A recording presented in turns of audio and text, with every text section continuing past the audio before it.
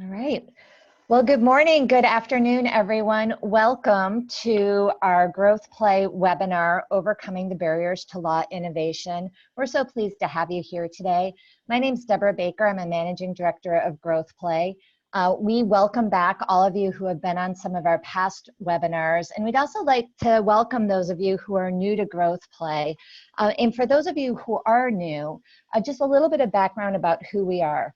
GrowthPlay helps clients fuel growth by improving sales effectiveness.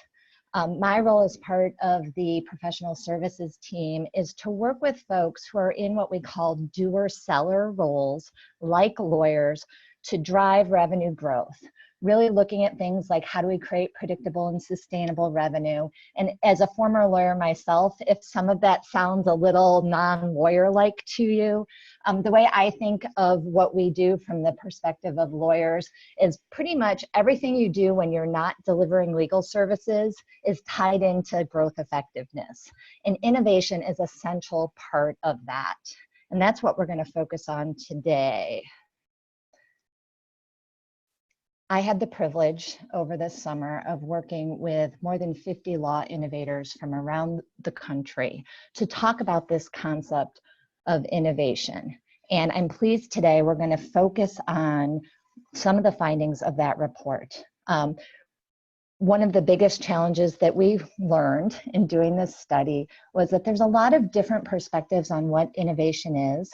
So we wanted to start off today by sharing those key findings of the study itself, of discussing the role of talent analytics when it comes to driving change.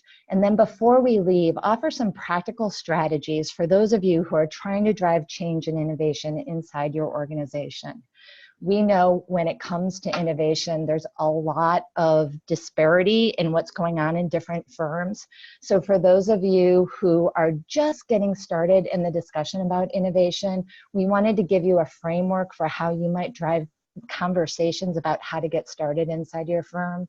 And if you're at the other end of the spectrum, if you've really doubled down on trying to adapt and change to today's marketplace, we wanted to give you a perspective on what you can do to improve around the edges of the good work that you're already doing.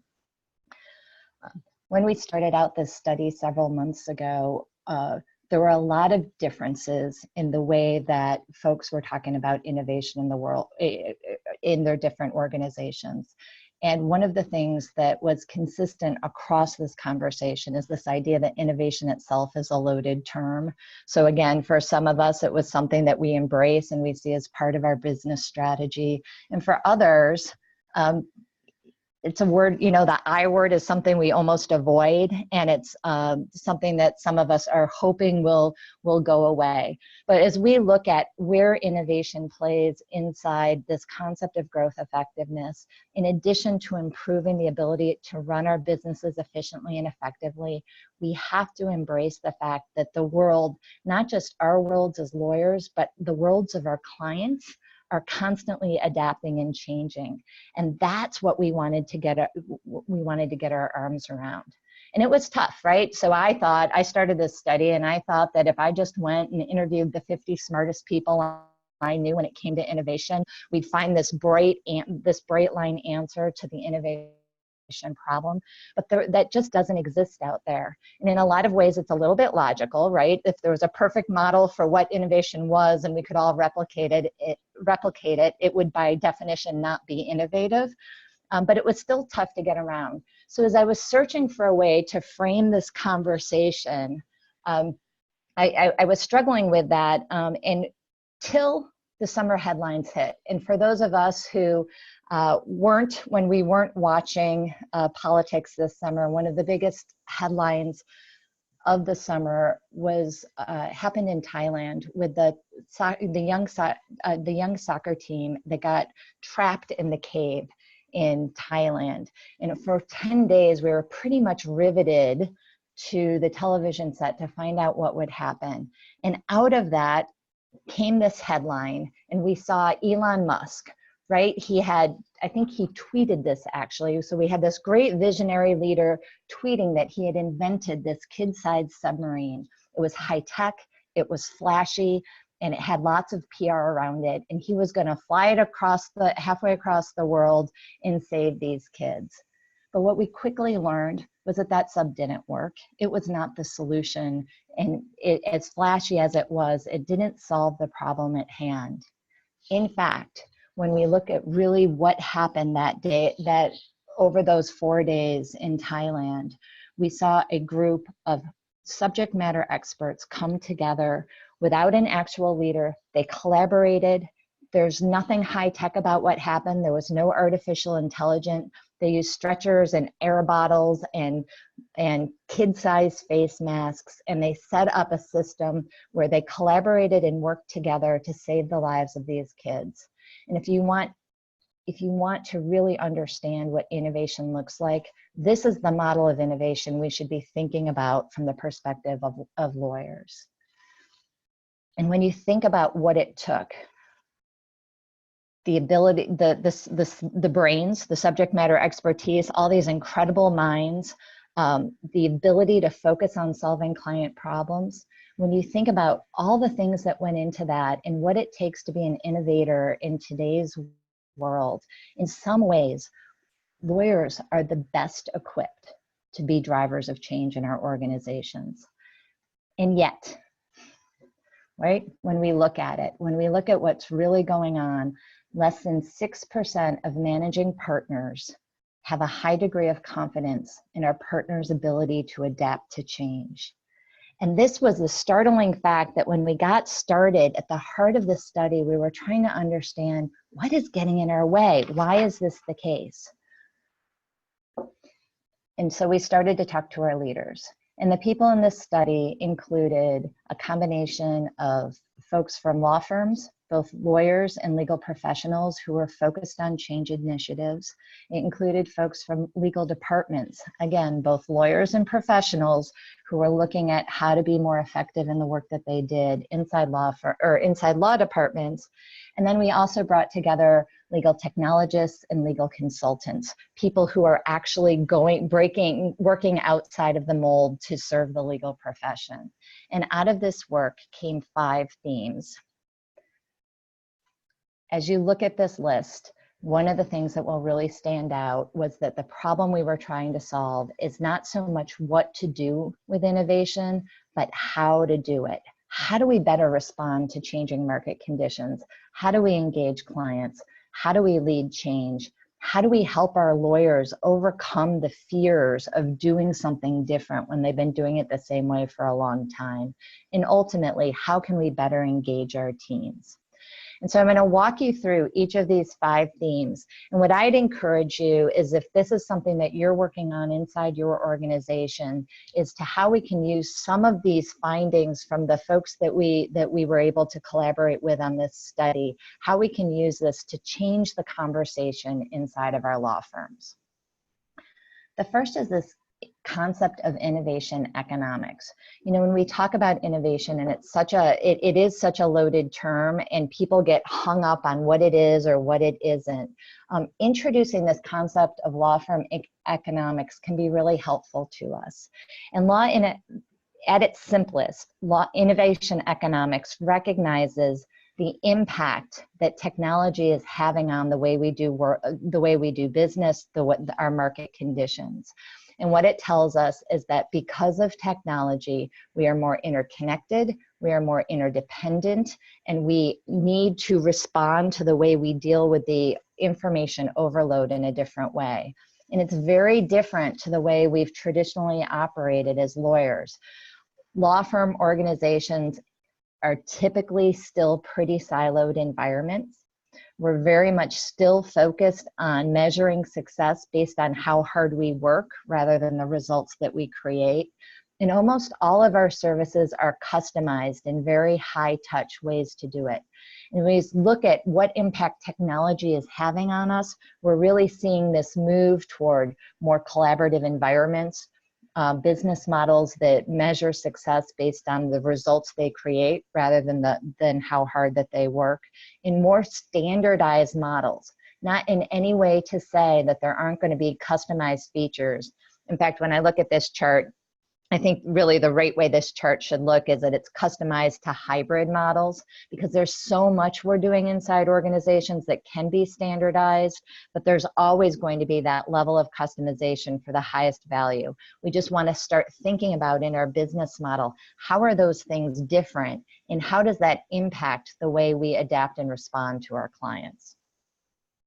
So one of the things as you're thinking about innovation economics is it's a way to change the conversations with your attorneys. To me, the most important insight from thinking about innovation economics is it gives you a way to have a conversation about adapting and changing that doesn't require you to say you must be innovative. Rather, it's saying that we must respond to these conditions.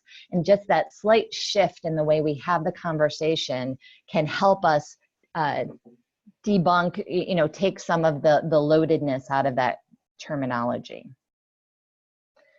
The second insight that stood out to me was the importance of engaging clients in any initiative that we're doing. And so some of us, I'm sure, are sitting here nodding our heads saying, yes, we know that, we have to engage our clients, we have to have more conversations with clients. But it was pretty interesting, and one of the reasons I wanted to highlight it is that in all of the conversations we had with folks, this was not the number one thing we talked about. The first thing, in fact, very few people said our number one priority in innovation is to innovate around the client experience. There was certainly talk about how it was important, but it wasn't a driving force. So one, I want to emphasize that if we are not talking to clients, we are not actually innovating until we're being responsive to what they're talking about. The other thing, for those of you who are having conversations with your client, I'd encourage you to think about how you're engaging in those conversations, because many of us are focusing our client feedback on how are we doing, what can we be doing better. It's very much about us and how we can be more responsive to their need. And feedback and client loyalty conversations are incredibly important, but the conversations we need to be having with clients when it comes to innovation are different. And so we want to think about, when we're talking to our clients, are we not just talking about what do we need to do different today? Are we also talking to them about how they're thinking different about their business in the future? What does their business look like 3 to 5 years from now? How do they think that will impact the way they run their business and the way they engage with outside service providers like their lawyers? And I share with you on the screen right now is some of our findings from a Law 2023 study. And I wanted to use it as an example of what future casting looks like as opposed to a traditional client feedback conversation. For those of you who aren't familiar with Law 2023, this was an initiative that we undertook back in 2013, in which we engaged with a group of lawyers, law firms, academics, other consultants, and we engaged in an initiative where we wanted to think about what would the world look like 10 years from now, in this case 2023, what would be true of the businesses that we worked with, and what would be required for a law firm in Law 2023 to be successful. And out of this came the 7 principles that you see on the page right now. And what's important for this is what you'll see is, rather than seeing things about what we want from our lawyers, what in terms of service, in terms of knowing our business, in terms of the types of things that we're doing today, all of which are important, but the things you're seeing here are very much about what will need to be true of the way we operate our businesses. And what's really interesting to me about Law 2023, because we're about halfway through it right now, is that each of these principles we've already seen come true. So when we start thinking about what the future looks like and we start working toward those goals, we have the ability to be more successful, not just today, but where we're going to be 3 and 5 years from now. And I'll just highlight one example, because I know some of you on this call today are in the category of a legal professional inside a law firm. You might have the title of pricing strategist, or you might have the title of chief innovation officer, or you might be the head of HR who came from the financial services institution, from a financial services institution. So when you look at Principle 4 about new talent enabling new pathways to practice in the future, these are types of roles and types of backgrounds that we didn't have in 2013, or they were just starting to come. And today they're very much commonplace. So again, as we're talking about how do we change the conversation, we want to think about how are we changing the conversation with our clients as well as with our lawyers internally. And we've got to engage with folks. The cool thing about this particular area is that for those of you who are currently doing client service interviews as part of your strategic planning or part of your marketing and business development efforts, this doesn't necessarily require a new investment. It may just involve a tweaking of the types of questions that you're asking clients when you're on a client visit. And it's something, if you as an attorney, as an individual attorney who are out there working with your clients on a regular basis, those are ways to engage and build some confidence and loyalty with them and have a conversation maybe you've never had before, just by saying, hey, what's happening? And as you look at all of the dynamics that are going on, what are you thinking about and how do you think that's going to impact your business and your particular role? It's an easy way to get started.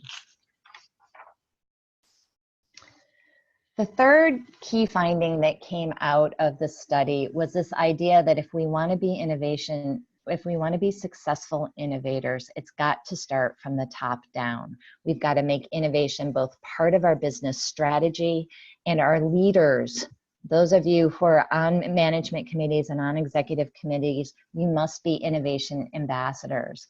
Where we've seen people get stuck is where they hire a chief innovation officer and we feel like we've put somebody in charge of that and the problem is solved today. We really need to make this an integrated part of what we're doing. And the most successful organizations that we talk to through the course of this study have innovation built into their strategic planning. The other thing we want to remember when we're talking about leading change is that you can't change a culture. What you want to do is find the ways to be innovative that are going to work within what you're already doing.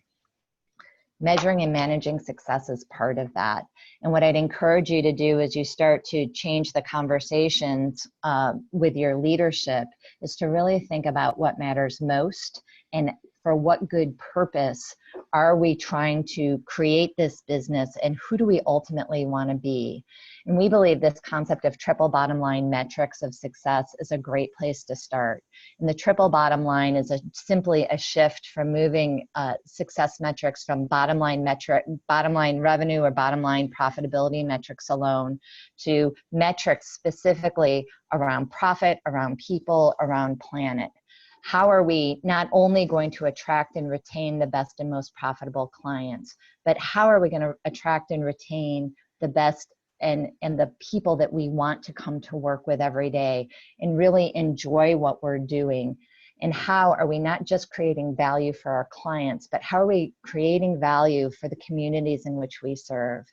And I think I can't not mention today, as we look at some of the pressures that we're seeing on the law firms, on individual lawyers, and the impact that this is having on our health, on our ability, on our mental states, and for anyone who is experiencing that pain and pressure that comes with being a lawyer, when we can reframe the way we think about success, and we can do it from a place that the reason we are doing what we are doing is, yes, to maximize our earning potential, but don't we want to do it in a way where we're feeding our souls, and we're doing this in a way where our people, and we have to remember our people are our products, right? We can't just, go to metrics alone and not recognize the human toll that this is taking. And when we can create a place where we actually get excited and go to work every day, and we're coming at this from a place of potential and possibility rather than pain and pressure, we're going to build much more sustainable organizations, and ultimately we're going to be more profitable. And at the end of the day, if we don't do that, profitability alone just means that we're working 24 hours a day, 7 days a week, times X hourly rate, and nobody is successful in that model. So as we think about innovation, it's not just about what do we need to do to make more money, it's about what do we need to do to build those stronger and healthier organizations. And this is 100% true with the folks who are getting it right. This is the way they're thinking about driving their organizations. The fourth factor that came out of our study was the concept of innovation barriers. Where do we get stuck?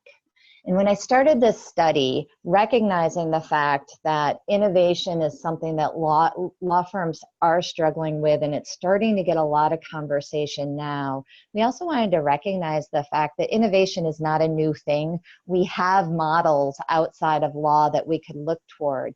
And I wanted to understand what the baseline for innovation, what are the companies, what are the business organizations that do innovate regularly? Where are they seeing success and where are they getting stuck? And it was interesting because there is a lot of research that currently exists on the barriers to innovation.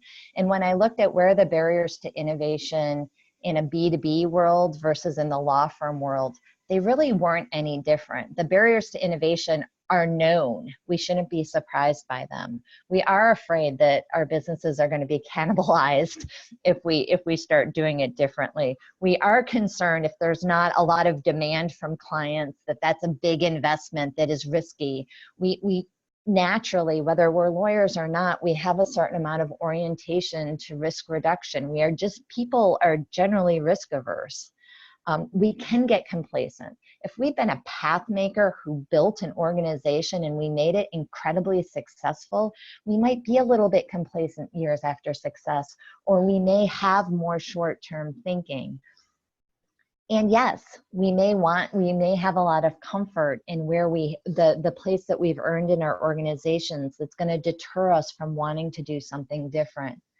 And I think the biggest difference between what's happening in the B2B world and what's happening in the law firm world is that when you're talking about products that involve technology and all of these things, it's a very abstract conversation. But when your services are delivered by human beings, these actually are human fear factors. They're really risks about being afraid of being wrong, of doing something wrong, of getting negative feedback. And how that is. So we want to recognize that if we're going to drive change, first and foremost, we should recognize that these barriers exist, and we need to start building teams and functions inside our organization that are going to allow us to respond to these risks. And second, we just need to remind ourselves that these risks are human, and we have to connect with people on a personal basis and not just on using head logic when we're trying to drive change inside our organizations. And I think that that's what happens. When you think about it, we have no shortage of great ideas. We lawyers can figure out what to do. We can build a business case. We can execute a great implementation plan. But if we're not communicating in a way that deeply connects with people, that gets them excited, that builds their trust, that gives them confidence, we're not going to be successful when it comes to moving from implementation from execution to implementation. Finally, the fifth finding that came out of this study is this idea of collaboration. And we know there's been a lot of study around collaboration, how it leads to more profitability, how it's an essential, it's part of the innovation economy, that we really don't have the choice of working in independent silos anymore. And I think most of us in law firms, and almost every law firm I know, when you talk about core values, the word collaboration very much is part of the language that we use inside our law firms. The challenge is that we often talk about it as a value as opposed to an operational requirement, as an actual skill that we have to develop and train. And we are good at a lot of things. Collaboration is absolutely something we can learn how to do, but it's not something that as lawyers, it's been part of what we've done to be successful.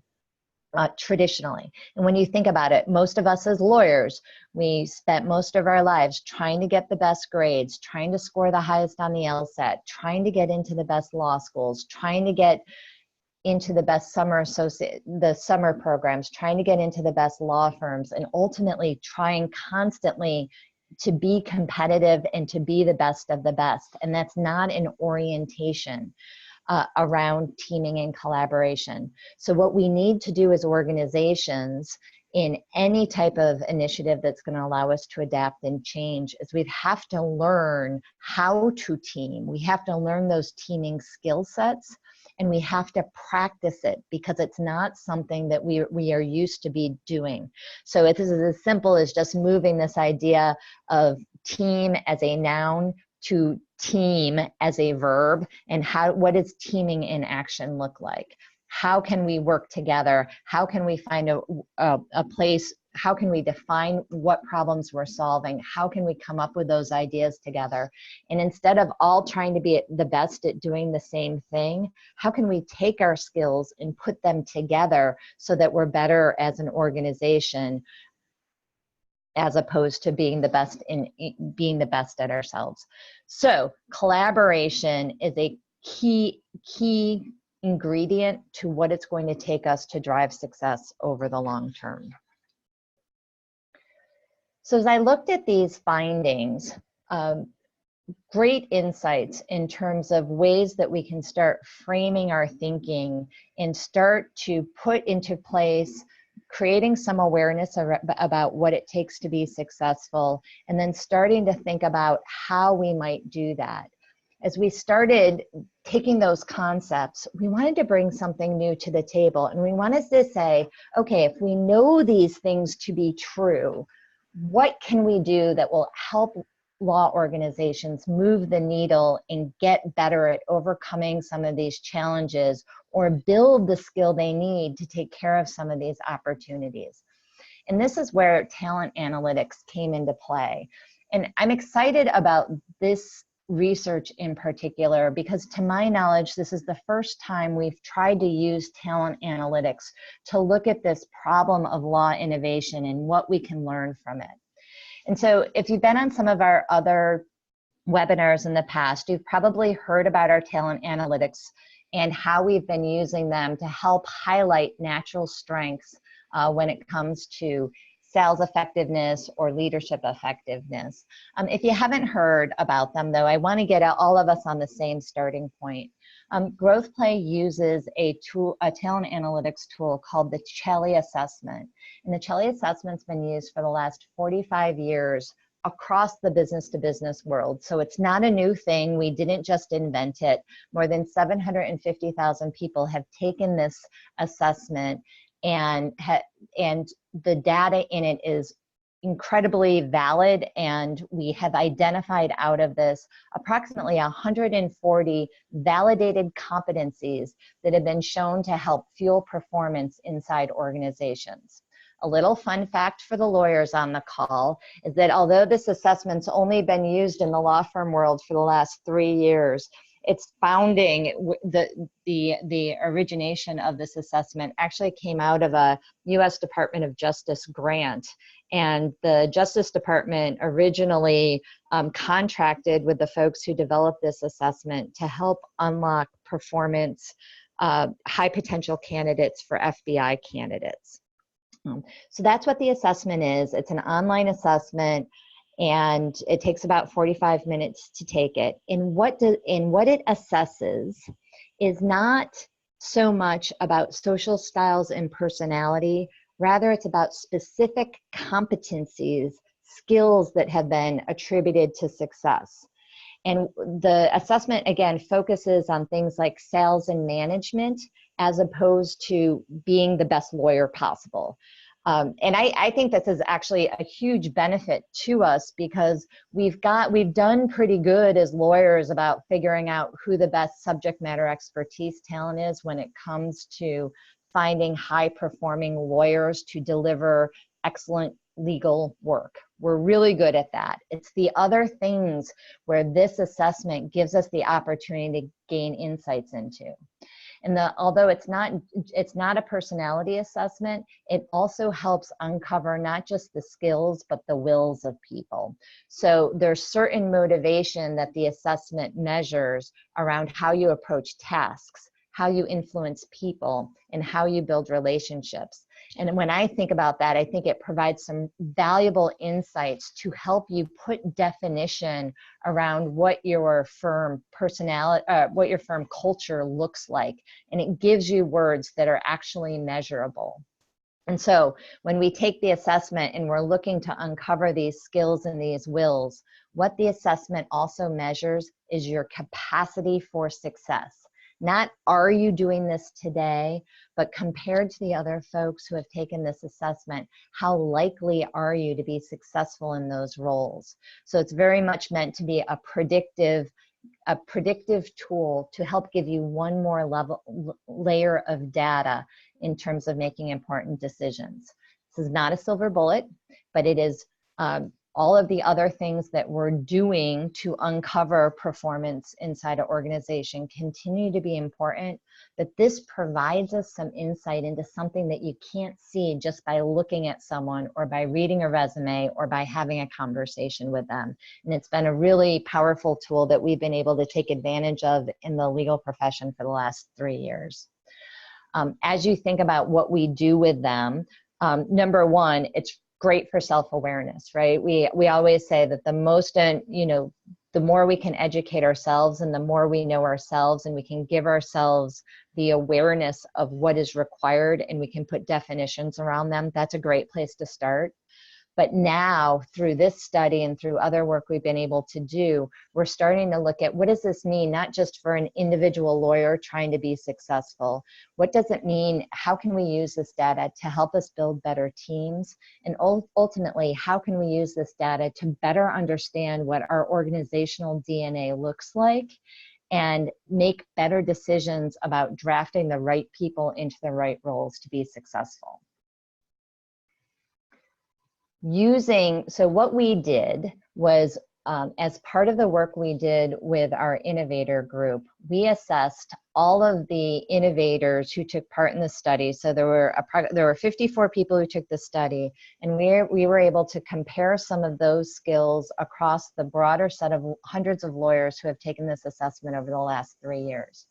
And what we did is we took those insights and we started just creating this list of data points. Here are all the things we know you need to be successful when it comes to innovation. Here's a whole bunch of stuff we know is going to get in our way. And we were able to work with our super smart data analytics team at GrowthPlay, who could help us say, okay, that skill that you're describing maps to this competency in our database. And so we were able to take a whole bunch of data points and identify 76 specific capacities that we could attribute to success and innovation, and then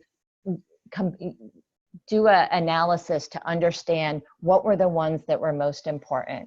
And so what you're looking at on this page right now are the 11, what we call the Law Innovators DNA, and they are 11 essential elements that are required to be successful inside a law firm. And as you're looking at this, as we're looking to what it takes to adapt and change, what you'll notice on here is there's no reference to artificial intelligence, legal project management, data analytics. All of those things are important. We've got to figure out how to maximize technology, but these are the skills, these are the how skills that are going to help you move those great plans that you come up with and turn them into something that's actually moving the needle. And as you look at these things and you think about those insights that we shared with you a few minutes ago, a couple things to highlight on here. Number one, when you think about how we engage with clients, and you look at skills like demonstrating other-centered problem solving, building buy-in through empathy and trust, demonstrating intellectual curiosity. These are all skills that are useful across the innovation spectrum, but particularly useful in terms of how we can engage clients. So we want people on our team who excel at these competencies, and we want to put those folks in charge of engaging with clients. There's another set of data here that really goes to how we interact with each other, how we, when we're on a team together, what's going to create a more collaborative environment.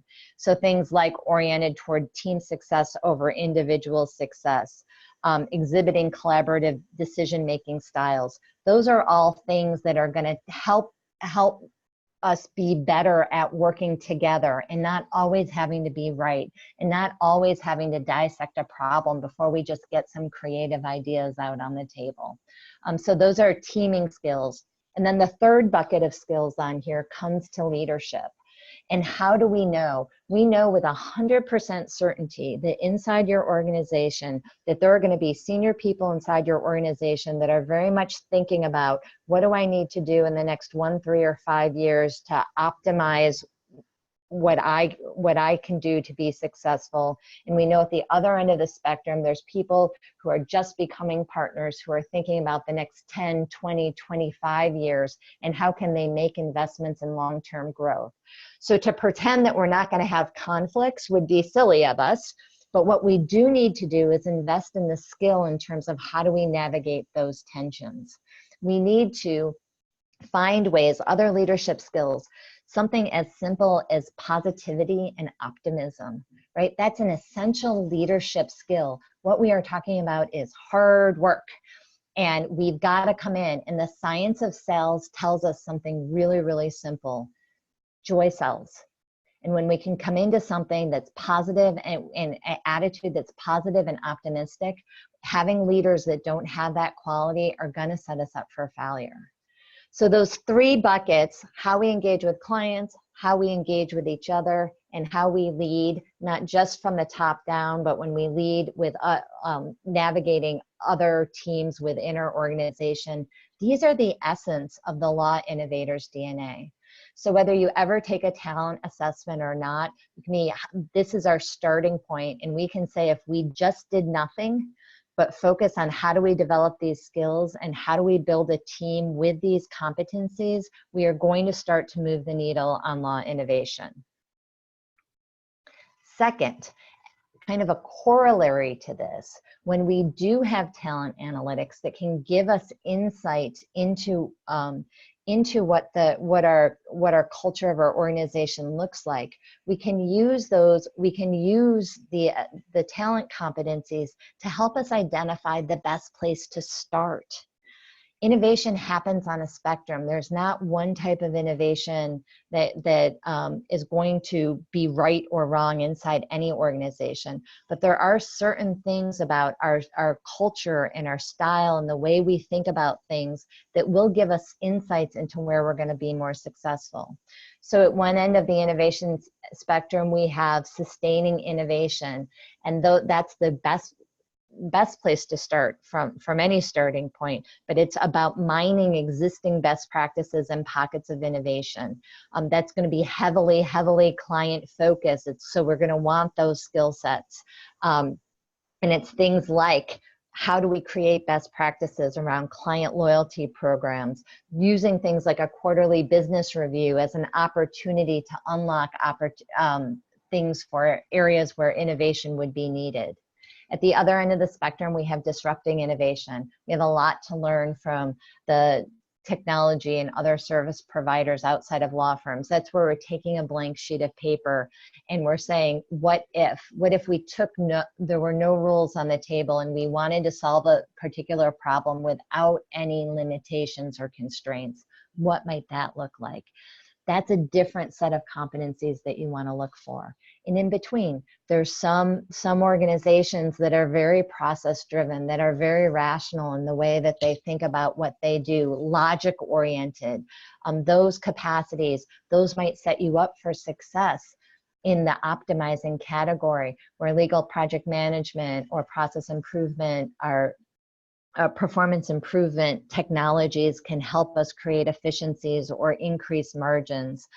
And then at the other side of that is ideating, right? That's where we're capturing knowledge, not just using data analytics, but peeling back the layers of knowledge inside our most important intellectual property asset, and that's the lawyers themselves. How do we mine that knowledge and data and create new things and solve problems that have never been solved before? This framework is a starting point just to show that there's different places to start. And one of the corollaries that came out of the innovator's DNA is that if we get really thoughtful about understanding what the natural wiring of our attorneys are, it may give us places to start and to be more successful, or to understand where it's going to be easier for us to drive an initiative rather than more difficult. A second area of the study came with the concept of change management. So as I mentioned at the beginning of our study, one of the places we started when we asked our study participants to take part in this initiative, we wanted to study what we already knew. And so everybody who took the assessment got a list of their top 10 strengths as it related to their management skills, a list of top 10 strengths as it related to their sales skills, and then a list of some of our starting points. So we had a couple hypotheses, and we shared this with everybody who participated. And we didn't intentionally look at the link of sales and innovation, but because this was data we already had, we used it as a starting point, and we thought it was interesting. So over the last 3 years, we've been able to use our talent analytics to create a set of role profiles. And if you think of a role profile as basically a set of competencies that are descriptive and making you more successful in a particular role. And out of that came these 5 skills, or these 5 roles.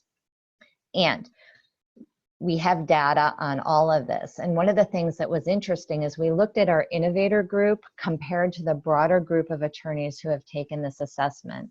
There was one area where we saw some statistically meaningful differences. And so by way of background, of all the attorneys that we've assessed since 2016, 98% of them have been found to have natural competencies or a natural wiring in one of these 5 categories.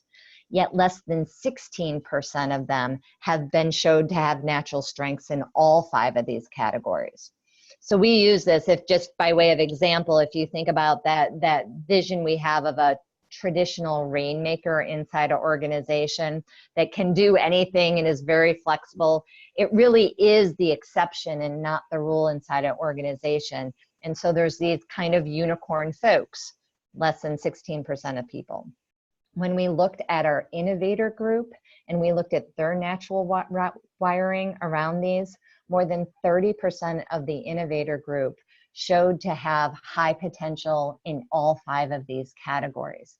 And that was really interesting to us, because when we think about where do we get stuck in innovation, the place we always get stuck in innovation is when it gets to motivating someone to change behavior. And at GrowthPlay, we've always defined sales as not so much something we're trying to get someone to do, but we try to use this mindset of how can we create conditions around someone would want to buy from us. And each of the roles on this screen are capacities that allow us to create those conditions for someone to buy. So apply that to change management. Really, what we're ultimately trying to do when it comes to changing behavior is we're trying to create conditions around someone in which someone will buy into that new or better way to do it. So this link between sales and innovation offers some powerful insights into how we might start to put into place some skills training that will help us in that most challenging part, which is selling these concepts to our attorneys.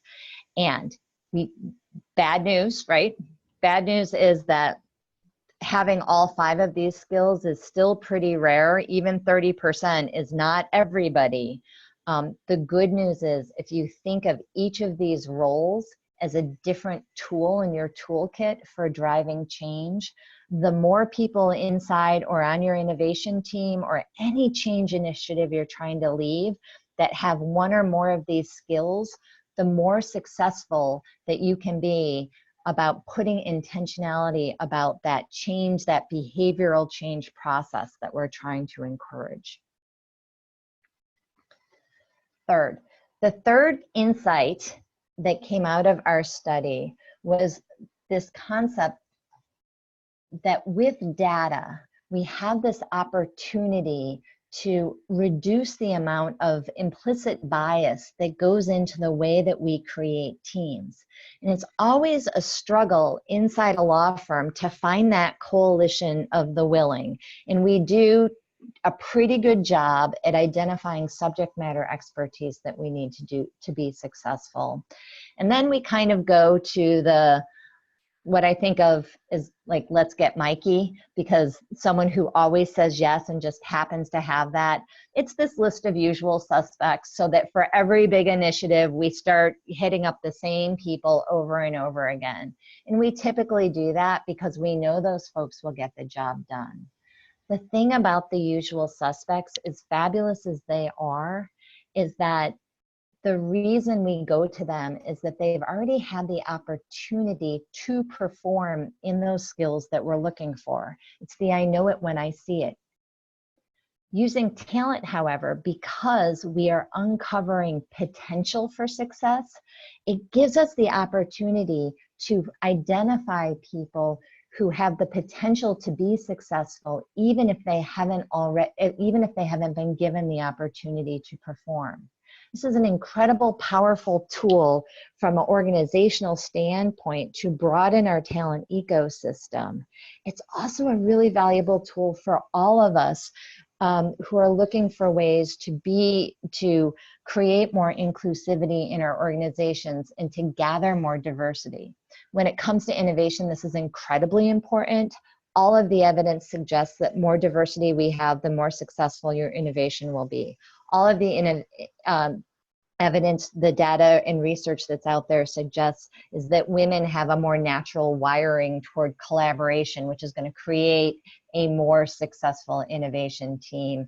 That people, whether it's inherent diversity or acquired diversity, when you bring different experiences and skills to the table, all of that is important. But if we're just going to the same people all of the time, we're going to miss that opportunity, and we're going to miss the opportunity to really do something amazing inside our organizations. I go back to those 200 Navy SEALs that gathered together in Thailand this summer, and none of them, if we didn't have that many people with that many differences of ideas and experience to bring to the table, we would have never gotten to that ultimate resolution that we were able to gather. And so as you think about how can we move the needle in innovation, using talent analytics gives you the opportunity to reframe the way you think and reframe the way you go about selecting and managing your teams. So it's a lot of information in terms of kind of setting the stage, in terms of educating and giving you some ideas about how you might start to move the needle forward. I wanted to take the last couple of minutes to talk about where you might get started, right? And again, no matter where you are inside your organization, as we were looking at the more than 120 people that registered for today's session, we saw a real interesting diversity in the type of folks who are raising their hands to be part of these types of conversations. There is a large group of people on the call today that are from professional development and marketing roles, where their job is to help individuals be the best versions of themselves. There's also a whole lot of folks on the call today that have the word chief in their title, or head of practice development, or industry team leader, or practice group leader. You're the ones who are in charge of running teams and are trying to think about, how can I make my team the best possible? And then we also have some of you on the call today who are in leadership roles on executive committees, on management committees, and you're thinking about, from a leadership perspective, from a management perspective, how can I start moving the needle in this area? So I wanted to walk through each of those with you so we can start to say, no matter where you are, bad news. You have to invest in your individuals, you have to invest in your teams, and you have to invest in creating vision and purpose and roles and metrics from an organizational level.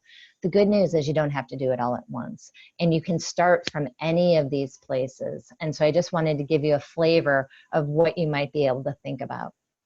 As it relates to individual attorneys, I think the single most powerful thing we can offer folks is a way to understand, help people understand what their natural strengths are and what strengths they need to be successful when it comes to driving change.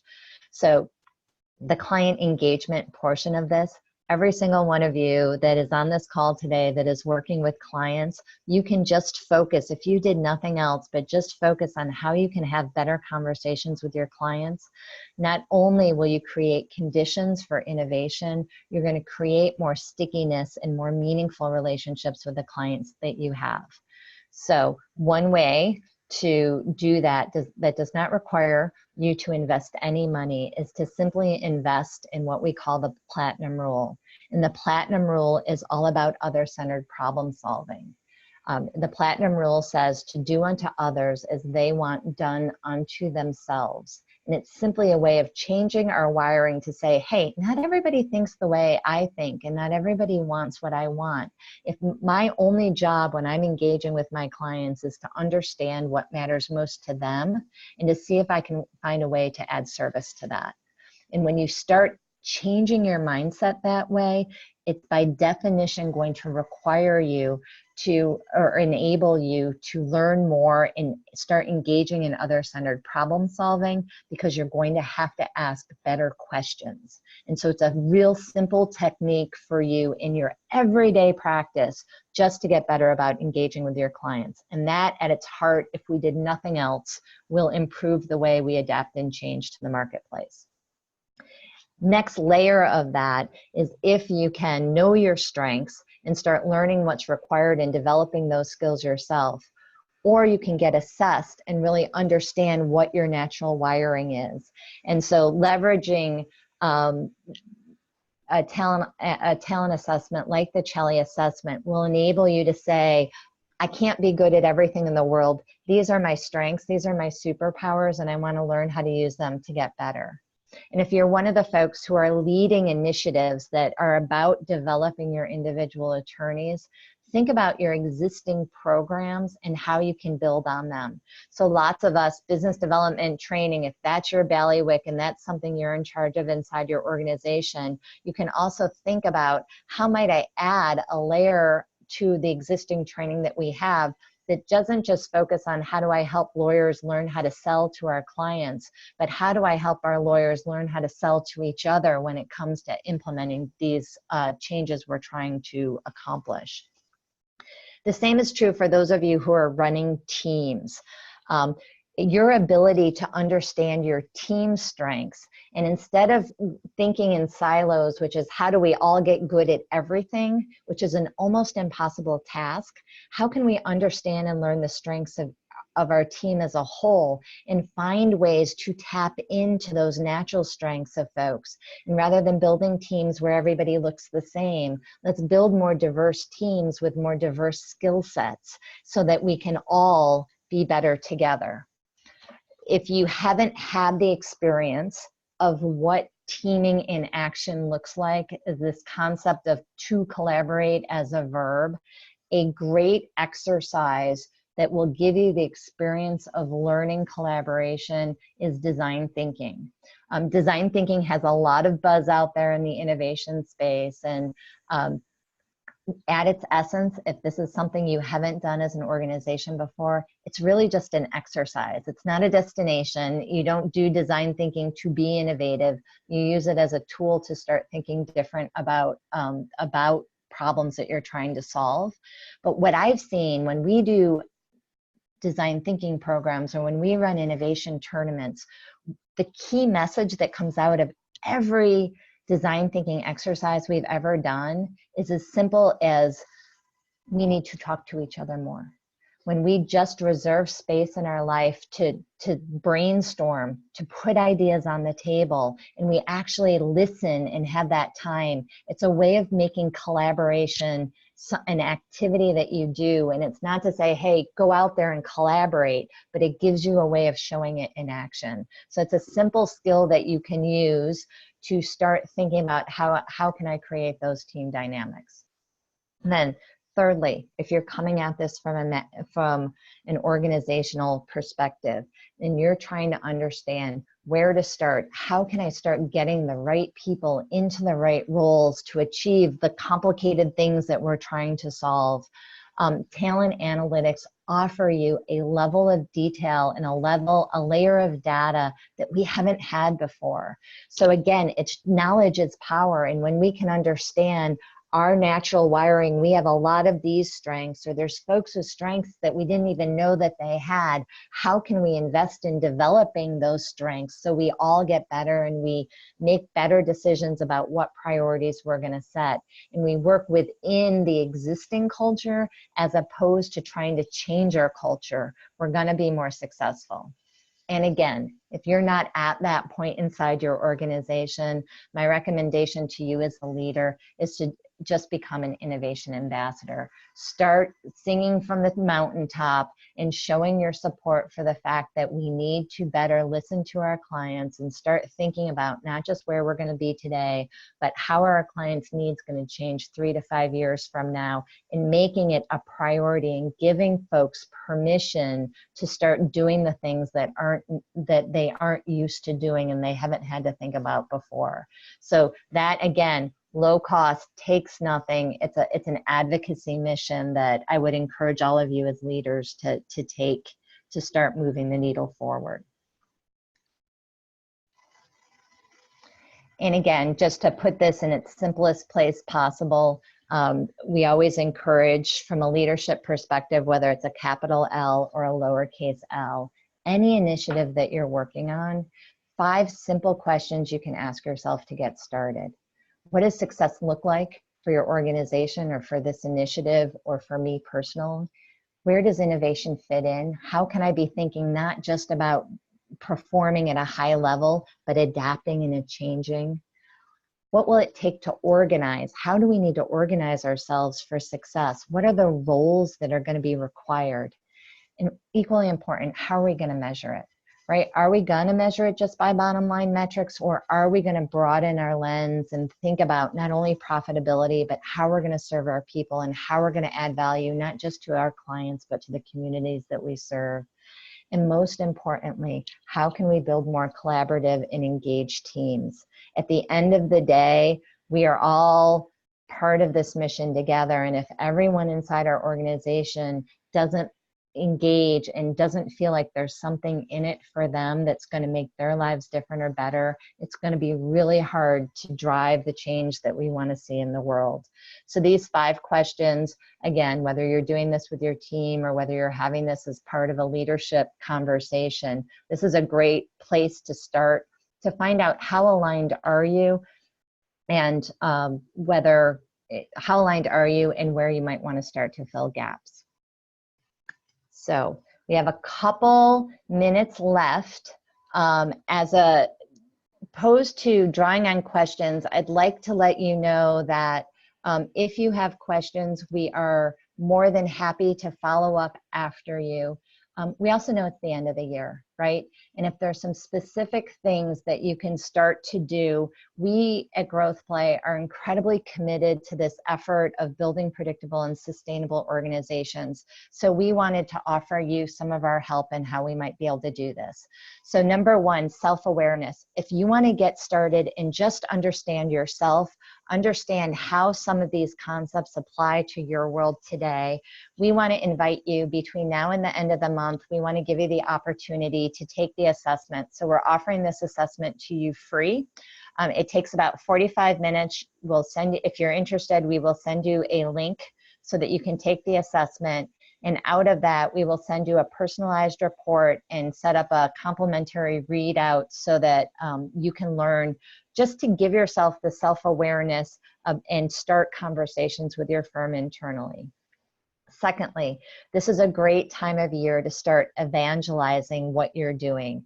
So if this conversation or a portion of this conversation would be valuable to have in a smaller group setting specific to your organization, I would invite you to contact us, and we will set up an insight brief where we can share this data with you and your team specifically.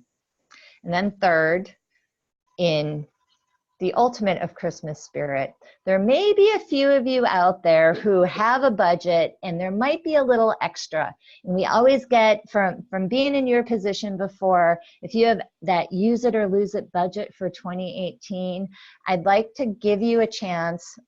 We would welcome the opportunity to engage with you. That goes without saying.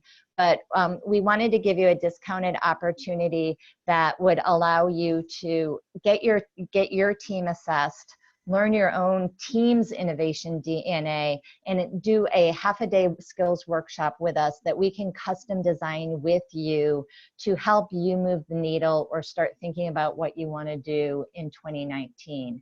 So we are offering a 25% discount on our workshops if you book between now and the end of the year. And again, that may not apply to all of you, but if you are in that position where this is of interest to you and you want to get the ball moving forward, we're happy to engage in that conversation as well.